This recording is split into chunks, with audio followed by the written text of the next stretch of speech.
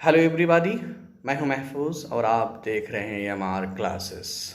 आज जिस विषय पर मैं चर्चा करना चाहता हूं वह है official languages of United Nations and its significance. दोस्तों, फर्स्ट वर्ल्ड वार के बाद इंटरनेशनल पीस एंड सिक्योरिटी को मेंटेन करने के लिए 1920 में लीग ऑफ नेशंस का गठन हुआ, लेकिन जब वह दूसरा विश्व युद्ध रोक न सका और दूसरे विश्व युद्ध के अंत में इंटरनेशनल पीस एंड सिक्योरिटी को मेंटेन करने के लिए यूनाइटेड नेशंस का गठन 1945 में हुआ, जो रियल में फंक्शनिंग, वर्किंग और सारे विश्व का प्रतिनिधित्व करता था। जब यूनाइटेड नेशंस के सदस्य दुनिया के सारे देश होंगे तो आपस में कम्युनिकेट करने के लिए कॉमन लैंग्वेज की आवश्यकता थी, लेकिन यूनाइटेड नेशंस ने किसी एक लैंग्वेज को सब पर नहीं थोपा। यूनाइटेड नेशंस का नारा है वन वर्ल्ड मेनी लैंग्वेजेस। इसलिए मल्टीलिंगुअलिज्म, बहुभाषावाद संगठन का असल सिद्धांत और कोर वैल्यू है। ये विश्व में अमन और शांति में अपना योगदान कर सकता है, न्याय और मानवाधिकार को आगे बढ़ा सकता है।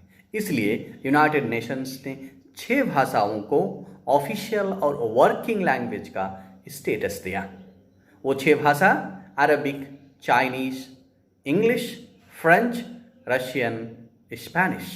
इसकी ब्रीफ हिस्ट्री कुछ इस तरह से है कि 1946 में अरबिक को छोड़कर दूसरी 5 ज़बानों को ऑफिशियल लैंग्वेज का स्टेटस दिया और इंग्लिश और फ्रेंच को वर्किंग लैंग्वेज का स्टेटस दिया। 1948 में स्पेनिश को जनरल असेंबली ने 1969 में सिक्योरिटी काउंसिल ने वर्किंग लैंग्वेज का स्टेटस दिया।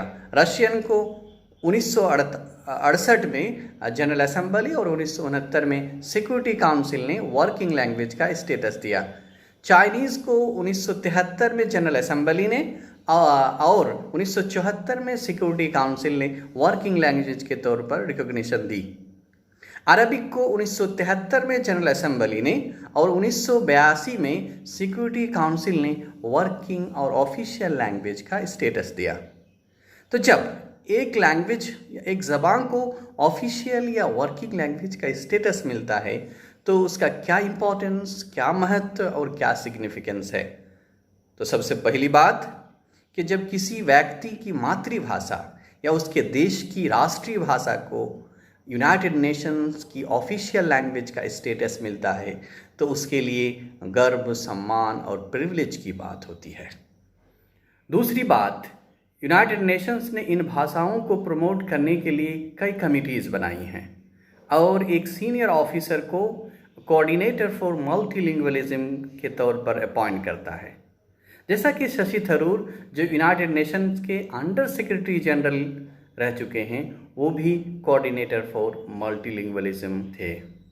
तीसरी बात, यूनेस्को ने 2010 में इन लैंग्वेजेस के लिए एक दिन इंटरनेशनल डे के तौर पर फिक्स किया ताकि उस दिन यूनाइटेड नेशंस में और सारे विश्व में अंतर्राष्ट्रीय दिवस के तौर पर सेलिब्रेट किया जा सके और इन भाषाओं को प्रमोट किया जा सके। इस तरह से अरबिक को 18 दिसंबर, चाइनीज़ को 20 अप्रैल, इंग्लिश को 23 अप्रैल, फ्रेंच को 20 मार्च, रशियन को 6 जून, स्पेनिश को 23 अप्रैल। यूनेस्को ने इन लैंग्वेजेस को प्रमोट करने के लिए इन लैंग्वेजेस में ऐसे कंपटीशन कंडक्ट करता है और पोजीशंस लाने वालों को यूनाइटेड नेशंस के हेडक्वार्टर न्यूयॉर्क में बुलाकर उनको फैसिलिटेट करता है। और मोस्ट इम्पॉर्टेंटली, यूनाइटेड नेशंस के जो सिक्योरिटी काउंसिल, जनरल असेंबली और दूसरे वर्गन्स की मीटिंग होती हैं, उनमें सारे देश के डेलीगेट्स जाते हैं, जिनमें देश के प्राइम मिनिस्टर, देश के प्रेसिडेंट या फॉरेन मिनिस्टर भी शामिल होते हैं। वो अपना स्पीच देते हैं, वो किसी भी लैंग्वेज में अपना स्पीच दे सकते हैं। लेकिन अगर कोई इन 6 भाषाओं में से किसी एक भाषा में अपना स्पीच ना दे तो उस स्पीच का इंटरप्रिटेशन इन 6 भाषाओं में से किसी एक भाषा में और उस पर जो खर्च आएगा वो सिर्फ उसी मुल्क की जिम्मेदारी होगी। यूनाइटेड नेशंस की मीटिंग्स में जो 6 भाषाओं हैं उन 6 भाषाओं में साइमल्टेनियसली इंटरप्रेट किया जाता है। इंटरप्रिटेशन के साथ साथ यूनाइटेड नेशंस के सारे documents reports, surveys, brochures, memoranda को इन 6 भाषाओं में अनुवाद करके अवेलेबल किया जाता है। तकरीबन 200 डॉक्यूमेंट्स को डेली 6 भाषाओं में अनुवाद किया जाता है। तो इंटरप्रिटेशन, ट्रांसलेशन की जिम्मेदारी यूनाइटेड नेशंस के सेक्रेटेरिएट के पास है। उसने एक department for general assembly and conference management के नाम से क्रिएट किया और उसे इस रिस्पॉन्सिबिलिटी दी, जो हज़ारों ट्रांसलेटर्स और इंटरप्रेटर्स को हायर करता है, जो यूनाइटेड नेशंस के हेडक्वार्टर न्यूयॉर्क के अलावा वाशिंगटन, वियना, हग, रोम, नैरोबी, एडिस अबाबा, लंदन के ऑफिसेस में काम करते हैं। जो स्टूडेंट्स ट्रांसलेशन और इंटरप्रिटेशन में को अपना करियर बनाना चाहते हैं, उनके लिए सबसे अच्छा ऑप्शन है। ट्रांसलेटर्स को यहाँ मंथली स्टार्टिंग में 5 लाख रुपए सैलरी मिलती है और लास्ट स्टेज में 9 लाख रुपए मंथली सैलरी मिलती है, और इंटरप्रेटर्स को 7 से 12 लाख तक सैलरी मिलती है। लेकिन as a translator, as a interpreter job पाना थोड़ा सा मुश्किल है, क्योंकि इन 6 भाषाओं में से किसी 3 भाषाओं में एक्सपर्ट होना ज़रूरी है as a translator, as a interpreter appoint किए जाने के लिए। यूनाइटेड नेशंस का वेबसाइट ओपन करें तो, या उसके जो दूसरे ऑर्गन्स हैं, दूसरे डिपार्टमेंट्स हैं, उसके वेबसाइट को ओपन करें तो वहाँ इन 6 भाषाओं में उनके वेबसाइट को देखने का ऑप्शन मिलता है, और जितने भी सारे डॉक्यूमेंट्स हैं उन सारे डॉक्यूमेंट्स को जो है वहाँ भी 6 भाषाओं में देखने का ऑप्शन मिलता है। तो सबसे बड़ा प्रश्न ये है कि सिर्फ इन 6 लैंग्वेजेस ही को क्यों ऑफिशियल और वर्किंग लैंग्वेज का स्टेटस दिया गया? तो इसका उत्तर ये है कि इन 6 भाषाओं के बोलने वाले विश्व के पूरी पॉपुलेशन का 50% है, और वर्ल्ड का जो लैंड एरिया है उसमें से 70% लैंड एरिया में इसके बोलने वाले रहते हैं। इस तरह से जैसे इंग्लिश के 59 कंट्रीज़ के ऑफिशियल लैंग्वेज है, 29 में French official language, Arabic 26, Spanish 21, Russian 4, Chinese 4 countries में ऑफिशियल लैंग्वेज है। लेकिन दरअसल इन भाषाओं को बोलने वाले देश वेपन, आर्मीज़ और फाइनेंशियली बहुत ज़्यादा पावरफुल हैं। जैसा कि यूनाइटेड नेशंस का सबसे बड़ा पावरफुल वर्कन सिक्योरिटी काउंसिल के 5 मेंबर्स, उनमें से यूएसए यूके की ऑफिशियल लैंग्वेज इंग्लिश है, फ्रांस की फ्रेंच, रशिया की रशियन और चाइना की चाइनीज़। यानी इन 6 भाषाओं में से 4 भाषा इन 5 कंट्रीज़ की ऑफिशियल लैंग्वेज है। और स्पेनिश को इसलिए ऐड किया गया क्योंकि जब यूनाइटेड नेशंस का गठन हुआ उस वक्त यूनाइटेड नेशंस के सदस्यों की संख्या 51 थी, और उनमें से जिनको हम ओरिजिनल मेंबर के नाम से जानते हैं, और उन 51 कंट्रीज़ में से 16 कंट्रीज़ की नेशनल लैंग्वेज स्पेनिश थी।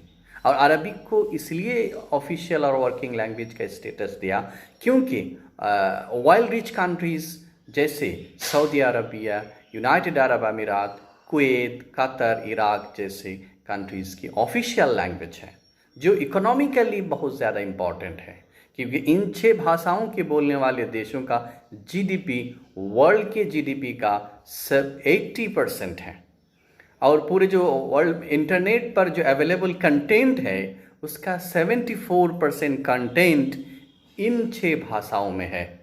वर्ल्ड की जो टॉप 500 यूनिवर्सिटीज़ हैं उनमें से 352 यूनिवर्सिटीज़ इन 6 भाषाओं की बोलने वाले देशों में ही हैं। इसलिए स्टैनफोर्ड यूनिवर्सिटी के प्रोफेसर और लैंग्वेज प्रॉब्लम और लैंग्वेज प्लानिंग के एडिटर प्रोफेसर हैंकी टॉकी ने एक बहुत ही अच्छी बात कही है। उन्होंने कहा कि languages spread not because of the quality of their words, but because of the power of armies or financial institutions they use them.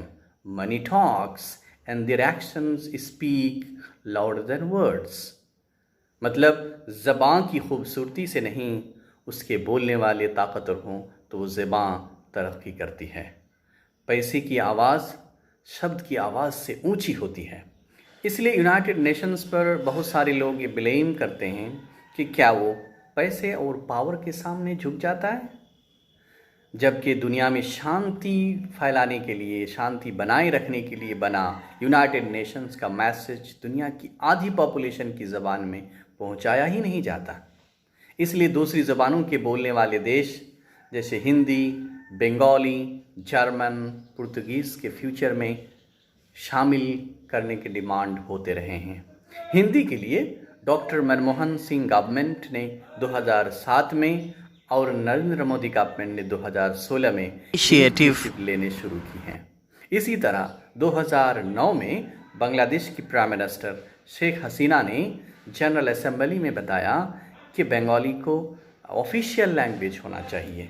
इसी तरह जर्मन, पुर्तगीज़, मेले वाले भी डिमांड करते रहे हैं, लेकिन ऑफिशियली यूनाइटेड नेशंस के पास किसी भी लैंग्वेज को ऑफिशियल लैंग्वेज बनाने का प्रपोजल अभी नहीं है।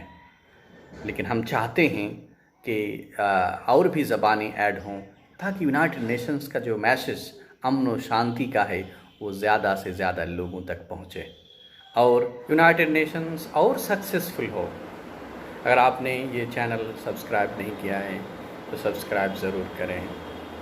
Thank you for your passions.